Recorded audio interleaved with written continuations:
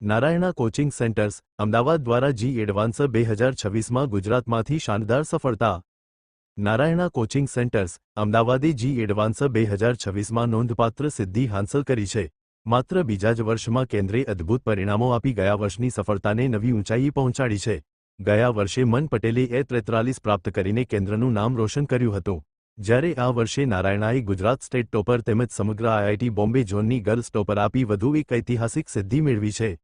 આદિત્ય ઠાકુરે E22 મેળવી સમગ્ર ગુજરાતમાં પ્રથમ સ્થાન હાંસલ કર્યું છે, તો બીજી તરફ સાન્વીએ 158 સાથે સમગ્ર આઈઆઈટી બોમ્બે ઝોનમાં ગર્લ્સ કેટેગરીમાં પ્રથમ સ્થાન મેળવી નારાયણા અમદાવાદને ગૌરવ અપાવ્યું છે. દેશની સૌથી સ્પર્ધાત્મક ઝોનમાં આ સિદ્ધિ વિશેષ મહત્વ ધરાવે છે. ટોપ 500 અને ટોપ 1000 યાદીમાં વિદ્યાર્થીઓની મજબૂત હાજરી નારાયણાની શૈક્ષણિક પદ્ધતિની અસરકારકતા અને વિદ્યાર્થીઓની પ્રતિભાનું પ્રતિબિંબ છે. Report by Ashwin Limbachiya, Ahmedabad. મારું નામ રાકેશ યાદવ છે. હું નાણા ગ્રુપનો વાઇસ પ્રેસિડેન્ટ છું. જે ઓવરઓલ જે ગુજરાતનું રિઝલ્ટ આવ્યું છે એમાં ગુજરાતે તો બહુ મોટું સારું પરફોર્મન્સ કર્યું છે, કારણ કે ગુજરાત ગર્લ્સ ટોપર અને બોયઝ ટોપર બંને આપ્યું છે. પણ હું ઓવરઓલ આખા પેન ઇન્ડિયાની પણ વાત કરું તો ટોપ 100ની અંદર 36 સ્ટુડન્ટ્સ થયા છે.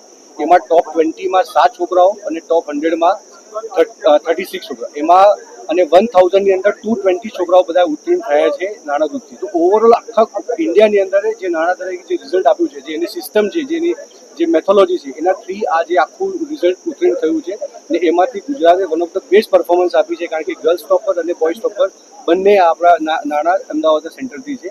તો આ રિઝલ્ટ માટે હું બધાને અભિનંદન આપું છું. અને જે રિઝલ્ટ પ્રોડ્યુસ થયું છે એ એન્ટાયર ટીમ અને એન્ટાયર ગ્રુપે આ મહેનત કરી છે. અને આ વખતે પછી ગુજરાતમાં અને આગળના વર્ષોમાં પણ અમે સારું રિઝલ્ટ આવશે.